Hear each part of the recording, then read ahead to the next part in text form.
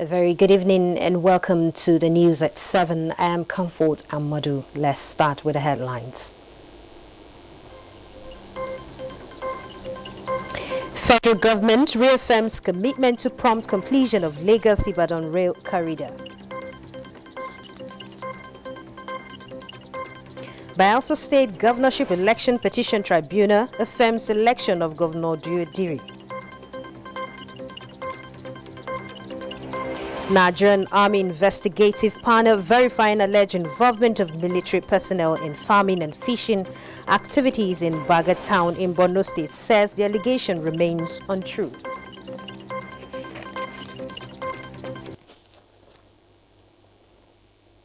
And now the news in detail. Inspection of the Lagos-Ibadan Standard Gauge Rail project by Minister of Information and Culture Lai Mohammed and his transportation counterpart is underway. Anthony Forson sent in this update on the inspection. The inspection began at the Abuja axis, where the ministers and railway officials took time to assess the yet-to-be-completed mega station, the biggest of the 9 passenger stations on this Lagos-Ibadan route, with a capacity to hold 6,000 passengers per hour. From there, the 2 ministers were joined by the MD, Nigerian Port Authority, Hadiza Bala Usman, to inspect the upper end of the rail track, which has been added to the project as an extension to help ease movement of cargo from Apapa Port, as well as the perennial gridlock associated with the port, which has remained motorist nightmare. Director, Rail Transport Services, Mohammed Babakobi, explained that the project has suffered some slowdown. The project is supposed to have finished, but because of the outbreak of the pandemic, we've had to do extension of time. So rather than ending it in May, June, we are now looking at maybe December or early in the year, next year, to finish this project. The pandemic has really slowed us down because we have to reduce the number of workers, to control them, to accommodate them for workspace distance. And the numbers of workers reduced almost by 70–80%. He explained that the Lagos-Ibadan train has the capacity to move 10 million tons of cargo from the Apapa port and will increase as the route extends with the Kaduna and Kano lines. In Ibadan, Anthony Forson, NTA News. Now, the Bayelsa State Governorship Election Petition Tribunal sitting in Abuja has affirmed the election of Diodiri as the Governor of Bayelsa State and that of his deputy, Lawrence Sebu Jakpo, in the November 2019 governorship election. The 3-man panel led by Justice Owoduni dismissed the 3 petitions filed by the Alliance for Democracy, United People's Congress and the Liberation Government for lacking in merit. The panel ruled that the petitioners failed to prove the allegations of false declaration of age and forged National Youth Service Corps discharge certificate leveled against the deputy governor. These are frivolous cases that even brings to the fore this issue of having multiple parties participating in election, and this is an area that both the courts and the legislature must have to look at. The tribunal is expected to deliver its judgment on the remaining 2 petitions on Monday, the 17th of this month. And to shed light on what transpired at the Bayelsa State Governorship Election Petition Tribunal, I have in the studio a legal practitioner and a member of the Inner Bar, Yunus Ustaz Usman, SAN. You're welcome to the studio. Thank you very much. All right, what's your reaction to the dismissal of the 3 out of the 5 petitions on the Bayelsa State governorship election? Yes, it's a very welcome development. I represented the deputy governor in the petitions. And you see, what one can say is that we should be grateful to God for He's giving us the type of judiciary we have. I'm proud of Nigerian judiciary. Without our judiciary, politicians would have since derailed not only democracy, but even Nigeria as a country. How can somebody, for example, the most painful aspect of this, was that one of the parties who scored 37 votes, 37, was one of the petitioners, whereas the highest score was over 600 and something thousand votes. How can such a person go to court and say that the election should be set aside? That the person who was the free choice of the people should be dethroned by court as a candidate. It is okay, not normal. so with that, how would you now assess the role of the judiciary on the sustenance of democratic culture in Nigeria? Like I said before, our judiciary, to me, quote me anywhere, I'm proud of Nigerian judiciary, and our judiciary is one of the best in the world. The history of a Nigerian judiciary so far, right from even the time of the military, is that our judiciary has been so courageous in maintaining the rule of law. Like the case of Lakami, that was since the military era, in when they said, yes, you can come in, you are a military government, but then you cannot, your decrees cannot erode the rule of law. Fundamental rights are still intact. Then there came the issue of when our former President Obasanjo wanted to remove Atiku Abubakar as his vice president. Supreme Court then said, no, you cannot do so. The constitution does not give you that power. Okay, now one of the issues in the petition is the alleged false declaration of age and forged NYC discharge certificate by the deputy governor. All right, tell us what's your observation on the level of adumberation on this issue. You see, one, the issue of falsification of certificates are issues that we call pre-election matters. That is, things that took place before the election itself. When you submitted your form CF001 to INEC, INEC will, within 7 days, publish it before election. Those ones were done. So if you fail to go to court before the election itself is held, you no longer have the right to go to court. And this is one of the things that happened here. But the tribunal even went ahead in the alternative to view, analyze, and say that even supposing you had the right to go to court, you have not proved that this man forged any certificate or gave any false information. In fact, unfortunately for them, they called the NYC directorate that came and said, look, the certificate is not forged. There was an amendment that we made on the certificate upon the complaint of my client, that is Lawrence Erujaku, and it is we who effected that amendment, who corrected that So what mistake. would be your advice to the political class after the adjudication on election matters, generally? My advice, if they will ever take it, because I started doing election petitions in 1983, but politicians don't take advice at all. At all, they don't. And that's why I continue to say that we should thank our judiciary, because politicians who would have since destroyed this country. My advice is, please if you people don't want peace, ordinary Nigerians want peace. And it is not, once you have lost an election, wait for the next election. That is what happens in all developed countries like UK and USA.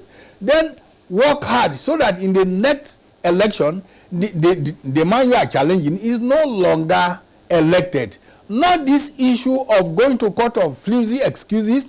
You don't allow them to govern, and you know you have bad case. And then, consequentially, my advice to my colleagues, the lawyers, is that most of us think that you don't need to tell your client the truth. If you don't tell your client the truth, you are offending your conscience, you are offending God. And know that it is not your client who fends for you, only God fends for you. Tell him the truth. If you like. All right, thank you very much for your expertise there. Thank you very much. You're welcome. I'm grateful. All right, the All Progressives Congress has inaugurated its Ondo Governorship Campaign Council. Chairman of the Caretaker and Extraordinary National Convention Committee, May Malabuni, urges party faithful not to engage in unhealthy activities before, during and after the governorship election in Ondo State. Salih Abdullahi reports. Renewing the successes of APC in the forthcoming governorship elections in Edo and Ondo State and expanding its scope are top on the agenda of the Mai Malabuni-led Caretaker Committee. This he re-emphasized while inaugurating the 104-member campaign council for the October 10th governorship election in Ondo State, led by the Governor of Lagos State, Babajide Sanwo-Olu. He says the campaign team has one agenda. I have no doubt in my mind that the rich cream of personalities on this council with vast electioneering experience will once again secure the mandate of the people of Ondo State for the party and its candidates. Let me use this occasion to ensure the good people of Ondo State that your investment in the party in this election will consolidate the achievements recorded in the last 4 years. Chairman of the campaign council is aware of this task and expressed confidence that with the collective support of all, APC will succeed in Ondo State. The party's confidence is further buoyed by the giant stride that Governor Akeredolu in different areas of Edo has enumerated. The party urged its members to engage in fruitful, peaceful and healthy campaigns. In Abuja, Salihu Abdullahi, NTA News. Into other matters, meaningful youth engagement has been described as a panacea for improving young people's health and well-being. Obiageli Ugoke reports that this is part of the recommendations of experts at a forum on the fight on drug abuse among the youths held in Abuja. The youthful age is often considered important and most crucial stage of one's entire life, capable of making or marring the future. Worried by the increasing rate of drug abuse among youth, which constantly leads to inability to fulfill purpose in life, the Committee on Narcotic Drugs, NDLEA, NAPTIP, and NOA, in conjunction with civil society organizations, is advocating a drug-free youth to guarantee a positive impact on the society. Drug has a connection to so many kinds of vices. That is why we have to run away from it. Most people that rape, many of them are under the influence of drugs. We try always to advise the youth that they must have to sit down, think about their tomorrow, and decide on what they want to be in life. When you don't plan your life, you have already planned to fail. They stress the need for proper engagement of the youth as a way of preparing them for future leadership. The NDLEA are doing its best to sensitize, to enlighten people, to tell them they have these facilities. The government is providing this facility for them to change for better. I will employ them. I will just employ them to know that they are the future we are looking onto. They should try to be good. An ovation and recognition for individuals who have impacted the lives of youth positively followed. Obiageli Ugoke, NTA News. Now, global coronavirus cases topped 21 million with more than 764,000 deaths, according to Johns Hopkins University data. Uche Ugochukwu is here with the update of the pandemic around the world. Global tally from Johns Hopkins University Coronavirus Resource Center indicates that as of 6 p.m. local time, the world has confirmed 21,452,972 cases of coronavirus, out of which 765,238 persons lost their lives to the disease. Thousands of holidaymakers have rushed back to the UK from France in a bid to avoid the new quarantine measures after France reported 2,846 new cases in 24 hours on Friday, the highest number since lockdown restrictions were eased. Meanwhile, the UK government says Another 1,012 people have tested positive for coronavirus over the last 24 hours. Saturday is the 5th day in a row that more than 1,000 cases have been recorded in the country. Vietnam, which had not witnessed a single COVID-19 fatality until the end of July, has recorded 2 more deaths, bringing its total fatality to 23. It also reported 21 new infections. Iraqi health authorities have confirmed more 4,293 coronavirus infections in the country, the biggest rise in new cases since the pandemic began. 76 fatalities were also recorded, raising the country's death toll to 5,785. In another development, the chairman of Ireland's Tourism Authority formally resigned on Saturday after going on holiday to Italy, contrary to government advice to avoid non-essential travel abroad. He is the first senior official in Ireland to resign for flouting coronavirus guidelines. Turning attention to Africa, the continent's Center for Disease Control logged positive coronavirus cases total figure as 1,102,815, and the coronavirus dashboard of the Nigerian Center for Disease Control shows the country now has 48,445 confirmed cases. 35,998 patients have been discharged, while 973 died. However, 329 new cases were recorded on Friday. That's it from here. I am Uche Ugochukwu. Many thanks for that update, and we take a break now. The news continues shortly. We have observed the lockdown. We have practiced the measures in order to curb the spread of the virus, but we can do better.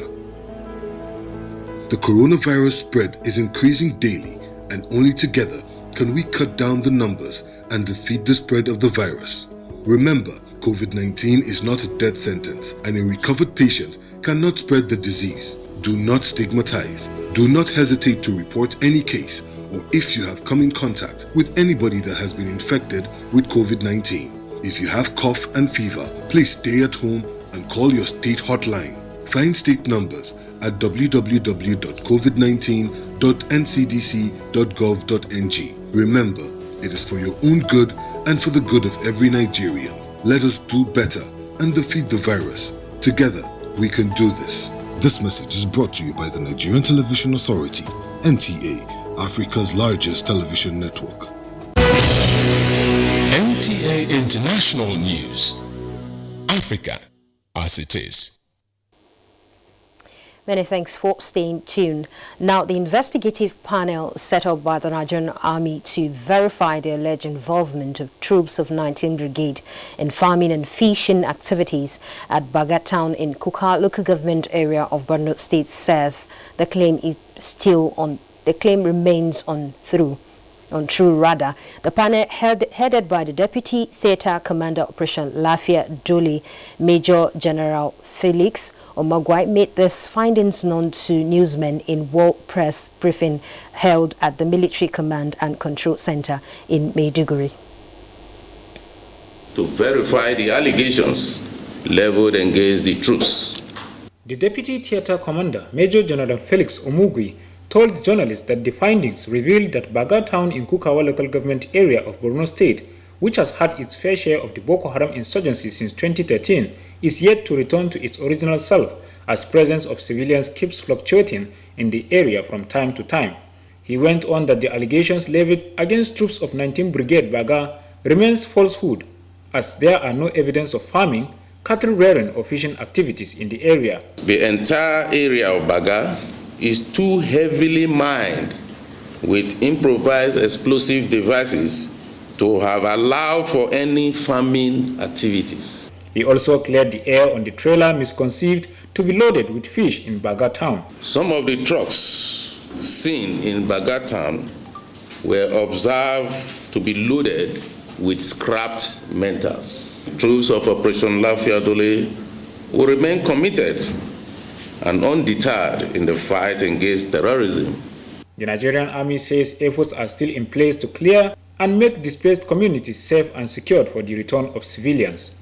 In Maiduguri, Jadua John Jesini, NTA News.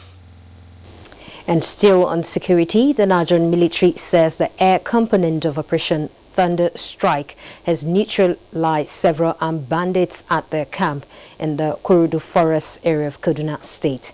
A statement released by the Directorate of Defense Media Operations, DMO, indicates that this was achieved through airstrikes carried out on the 13th of August 2020 after credible intelligence reports and subsequent aerial surveillance confirmed the convergence of weapon-wielding members of an Ansaru terrorist sect-linked bandits group led by one Malam Abba at the location. The Nigerian Air Force jets and helicopter gunships were therefore tasked to attack the location, and several of the bandits were killed as the attack aircraft strafed the area, while others are attempting to escape were mop up in the follow-on attack. Now, the Nigerian Christian Pilgrim Commission has urged citizens to join hands with security agencies to overcome the challenges of insecurity, especially in the northern part of the country. Omenka Marachuku reports that the advice came from the Executive Secretary of the Commission, Reverend Yakubu Pam, who was at the internally displaced persons camp in Zonkwa to empathize with the victims of the attack in southern Kaduna. The recent attack on residents of southern Kaduna forced these people out of their ancestral homes to pitch a tent in this camp, which for now is a home for them.